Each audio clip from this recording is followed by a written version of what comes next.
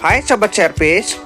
Pada kesempatan kali ini saya akan melakukan perbaikan kulkas 2 pintu. Di sini untuk kulkasnya yaitu kulkas Samsung digital inverter. Untuk masalah dari kulkas ini, di bagian ruang refrigeratornya ini di sini tidak dingin. Saya rasakan di bagian rak-raknya tidak ada ya terasa dinginnya. Jadi bahan-bahan makanan yang ada di ruang ini menjadi rusak. Oke. Untuk pengaturan suhu di sini sudah diatur di posisi maksimal, namun tidak ada terasa dingin sama sekali. Dan bisa kita lihat di sini terdapat pasukan semut yang sudah menyerang di ruang refrigerator. Oke, ini jelas ya bahwa di sini ada pasukan semut yang bisa masuk ke ruang refrigerator, menandakan bahwa di ruangan ini sama sekali tidak dingin. Jadi tanda-tandanya seperti ini. Apabila ruang refrigerator tidak dingin. Oke. Selanjutnya kita akan lihat di ruang freezer. Untuk ruang freezer, proses pendinginannya masih baik. Proses pembekuannya juga masih tergolong normal ya. Di sini masih membeku untuk bahan-bahan yang ada di ruang freezer. Jadi untuk ruang freezer saya rasa masih tidak ada masalah. Ya, seperti ini. Jadi kerusakan dari kulkas Samsung digital inverter kali ini saya akan tangani. Apa penyebab dari kerusakan ini? Jadi kita akan cek di bagian belakang terlebih dahulu.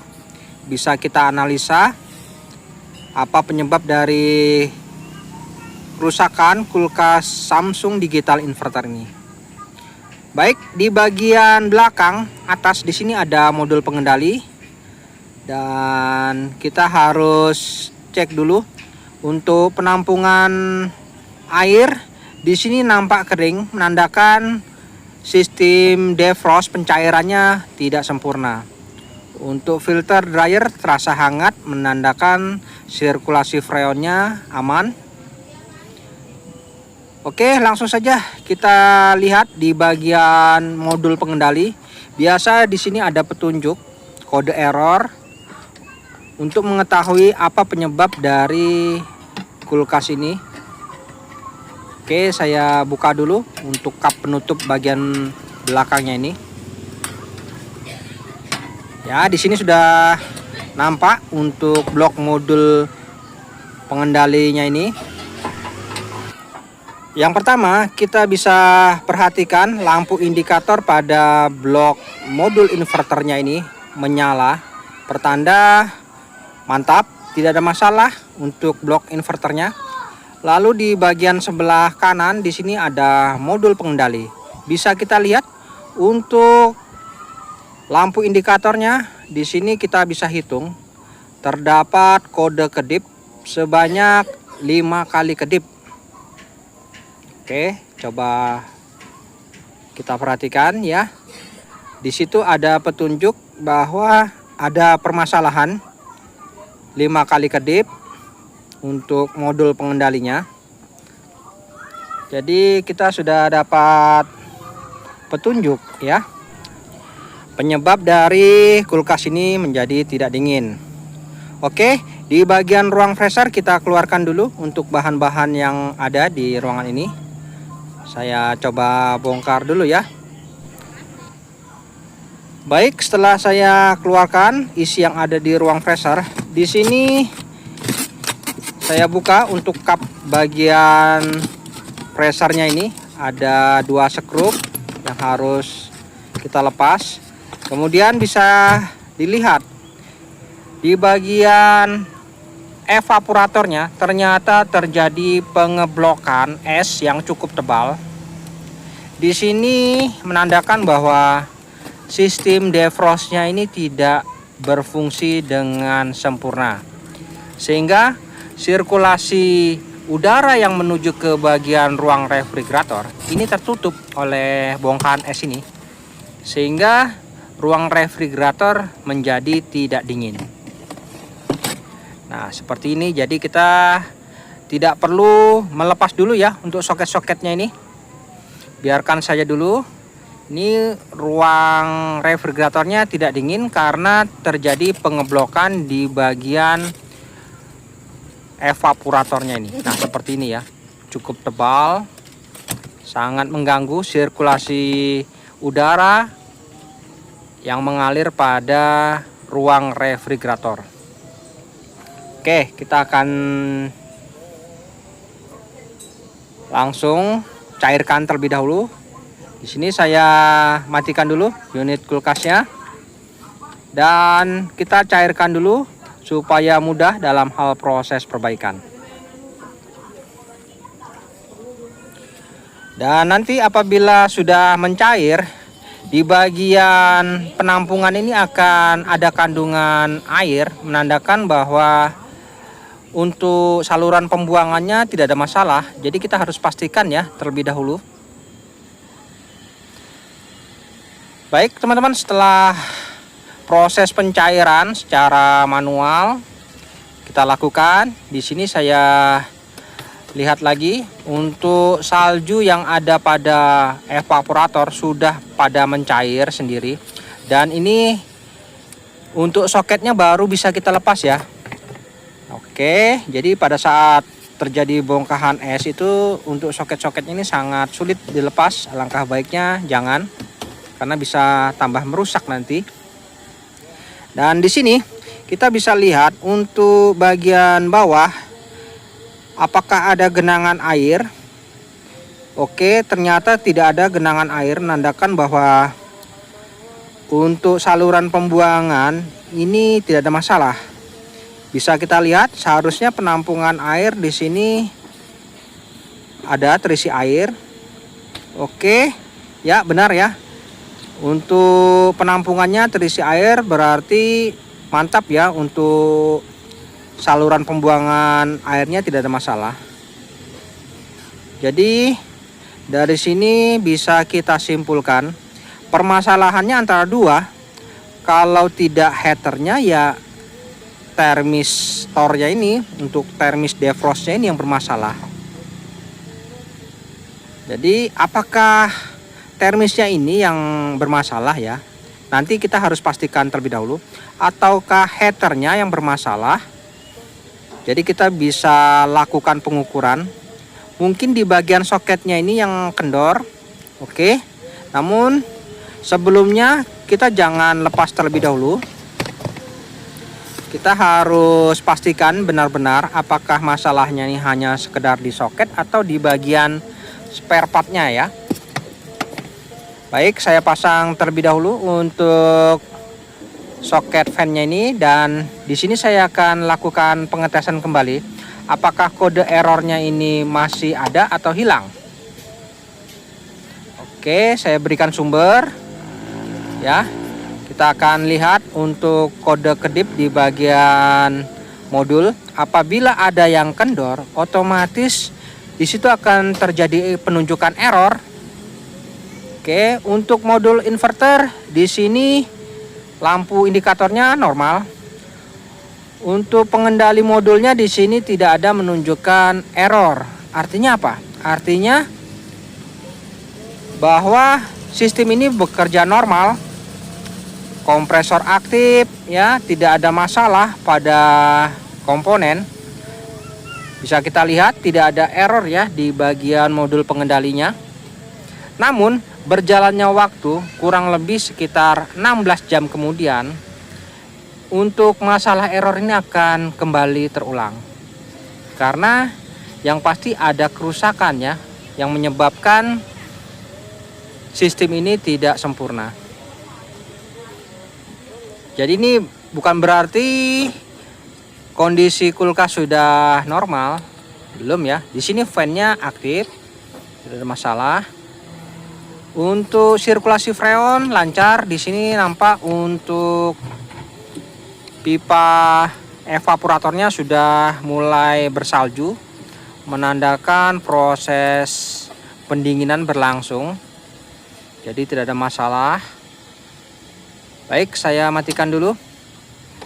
Nah, seperti ini. Jadi untuk masalah kedip 5 kali, ini banyak yang perkirakan masalahnya hanya di soket. Apakah memang benar di soket ya?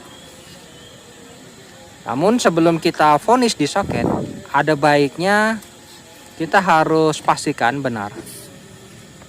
Yang pasti apabila memang ada yang kendor, ini modul pengendali akan langsung menunjukkan kode error bahwa ada yang tidak terpasang dengan baik dan benar. Ya, sekarang kita akan lakukan pengecekan terlebih dahulu di bagian heater dan termistor ini. Apakah benar di soketnya itu kendor? Caranya bagaimana? Sangat mudah ya. Kita langsung saja menuju ke bagian blok pengendali modul.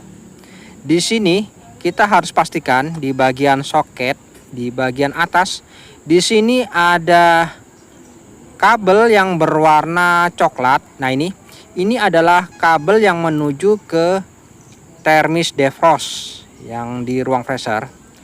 Kemudian di sini ada kabel yang berwarna merah di soket ini. Nah, ini juga kabel yang menuju termis defrost. Oke, saya lepas dulu soketnya. Nah, ini ya. Di sini ada kabel yang berwarna merah. Nah, ini kabelnya berwarna merah ini, dan yang di bagian soket di atas ini adalah kabel yang berwarna coklat. Dan apabila untuk heater, di sini kita pastikan juga di soketnya ini. Oke, saya coba lepas dulu untuk soketnya ini biar jelas ya. Di sini adalah soket yang berhubungan dengan heater. Oke, di sini ada kabel warna coklat. Ini adalah kabel heater, dan yang satunya ini adalah kabel oranye. Ini adalah ujungnya. Jadi dua ini adalah kabel heater ya. Kita harus ukur kabel coklat merah ini adalah termis defrost, dan coklat oranye adalah kabel heaternya. Baik, saya akan lakukan pengukuran terlebih dahulu. Apakah benar soket di bagian ruang freezer itu ada yang kendor? Sebelum kita lebih jauh, di sini saya siapkan multitester. Saya arahkan ke skala 1 kilo untuk memastikan apakah memang benar ada masalah di bagian soket. Oke, di sini kabel yang berwarna coklat saya coba ukur. Untuk kabel yang berwarna merah yang menuju ke termistor, ya, di sini menunjukkan nilai hambatan. Artinya untuk termistornya tidak putus ya, atau tidak ada masalah di bagian jalurnya atau soketnya ya. Mantap. Jadi kita tidak perlu ragu lagi. Kemudian untuk bagian jalur heater, di sini ada kabel oranye ya. Kemudian kabel coklat kita coba ukur ya, apakah ada nilai hambatan. Oke, ada nilai hambatan, artinya untuk jalur heater juga tidak ada masalah ya soketnya. Oke, artinya di sini kondisinya mantap juga untuk heater. Jadi tidak ada soket yang kendor di bagian ruang freezer. Jadi bukan karena masalah ada yang kendor ya, karena untuk sistem digital inverter ini apabila ada yang kendor, otomatis lampu indikator akan menunjukkan kode error. Namun di sini tidak ada menunjukkan error pada saat kita start awal. Masalahnya yaitu pada saat sudah berjalan normal, sistem defrostnya tidak sempurna. Nah, ini permasalahannya. Oke, jadi bisa disimpulkan di sini bahwa permasalahannya bukan masalah soket sepertinya. Jadi apa ya? Oke, kita akan coba telusuri. Di bagian ruang freezer di sini ada thermis defrost yang fungsinya adalah untuk melakukan proses pencairan pada saat di bagian evaporatornya ini sudah membeku. Jadi untuk memerintahkan proses pencairan itu adalah di thermistor ini. Oke, untuk soketnya ini bisa kita lepas terlebih dahulu. Dan untuk proses pelepasan soket ini sangat mudah apabila kondisinya sudah tidak ada bongkahan salju ya. Namun apabila masih terdapat bongkahan salju, soket ini jangan coba dilepas karena bisa merusak nanti. Oke, di sini sudah saya lepas soketnya. Kita coba ambil soket yang menuju jalur thermistor. Ini adalah soketnya berwarna putih. Bisa kita lepas. Nah, ini. Saya curiga di thermistornya ini yang mengalami masalah. Karena apa? Untuk thermistor ini tidak bisa sembarangan. Dia memiliki nilai hambatan yang pas sesuai dengan aslinya. Apabila berubah sedikit, maka sistem defrost akan tidak sempurna. Jadi di sini saya akan lakukan pergantian thermistor ini. Saya tidak perlu lagi melakukan pengukuran karena saya sudah curiga di thermistornya ini. Nah, ini saya memiliki thermistor yang kondisinya masih normal. Ya, jadi saya langsung saja lakukan pergantian. Karena apabila dilakukan pengukuran itu nilainya ya kurang lebih sama saja.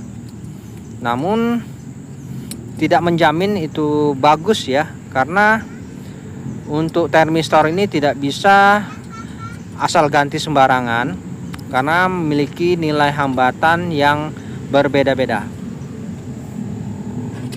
Oke, bisa kita perhatikan di bagian soket. Pastikan di sini soketnya tidak berjamur ya, dan kondisinya masih mulus, baik, dan merasa yakin tidak ada masalah. Selanjutnya tinggal dipasang saja. Oke, sampai terdengar bunyi klik, artinya sudah terkunci. Dan di sini thermistornya kondisinya saya ganti dengan yang baru, yang normal ya, dengan sesuai aslinya. Oke, saya letakkan dan posisinya di sini tidak bisa salah. Ada tempatnya khusus. Dan cara pemasangannya cukup mudah, tinggal kita pasangkan kembali, kita kunci. Oke, seperti ini.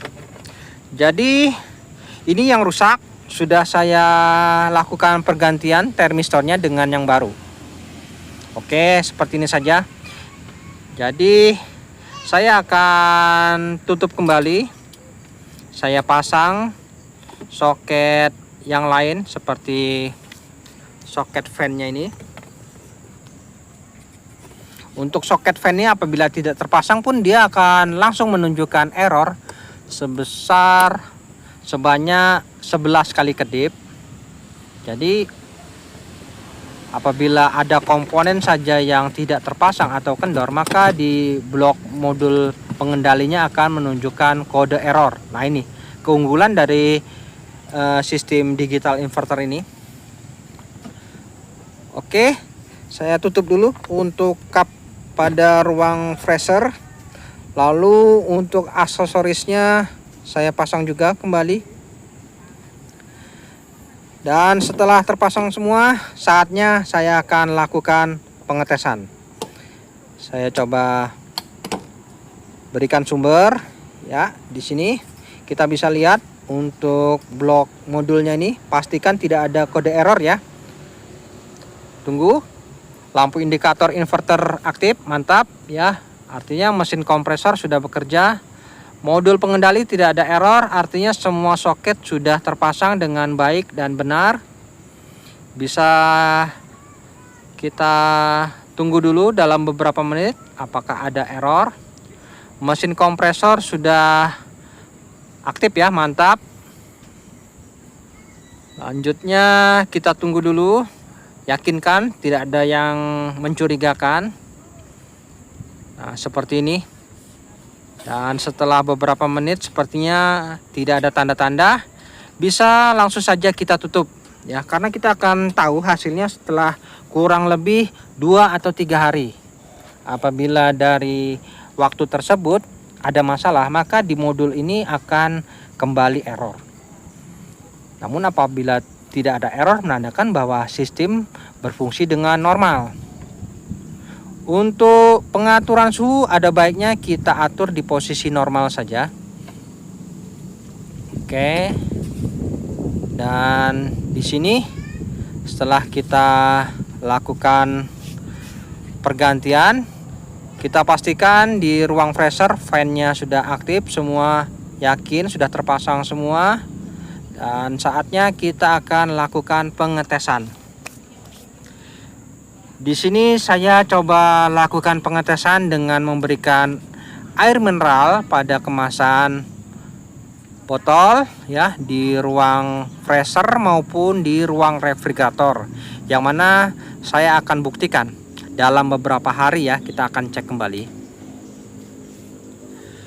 Baik teman-teman, setelah kurang lebih 3 hari kemudian di sini saya lakukan pengecekan. Untuk dindingnya masih terasa hangat, pertanda mantap ini, tanda baik. Untuk ruang refrigerator apakah masih tidak dingin? Ya, raknya mantap ya dinginnya. Dan di sini untuk air kemasannya, lihat. Di sini sudah terlihat putek, pertanda dinginnya juga sudah cukup. Ya, semut-semut pun tidak ada lagi ya. Nah, menandakan ruang refrigeratornya sudah normal ini. Oke, lanjut lagi di ruang freezer. Kita bisa lihat, wah, kepulan hawa dinginnya sudah pada berhamburan keluar. Di sini sangat dingin. Kemudian bisa kita lihat untuk air mineralnya sudah membeku. Ya, bisa kita lihat di sini membekunya sangat sempurna. Jadi ruang freezernya juga mantap ya, tidak ada masalah. Oke, pertanda baik lagi. Dan yang terakhir, untuk memastikan apakah sudah normal, untuk penampungannya aman saja ya.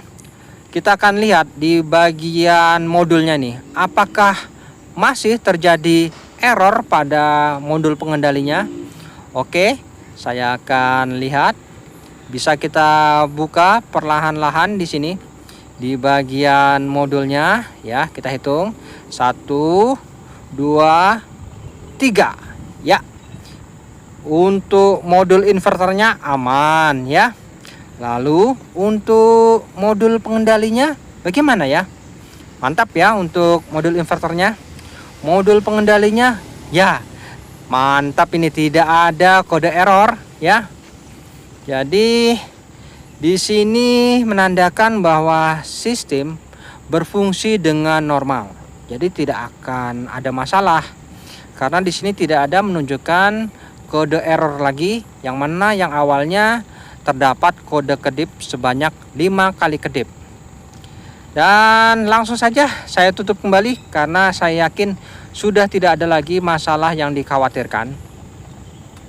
Jadi untuk perbaikan kulkas Samsung Digital Inverter ini sebenarnya cukup mudah, asalkan kita menganalisanya dengan baik dan benar. Ya, di sini sudah terbukti. Ruang freezer mantap ya, sudah tidak ada masalah lagi. Untuk ruang refrigerator juga sudah sempurna dinginnya ya. Jadi untuk proses perbaikan ini sudah sempurna. Baik teman-teman, sampai di sini dulu perjumpaan video saya, dan kita akan ketemu lagi pada video-video saya selanjutnya. Sampai jumpa.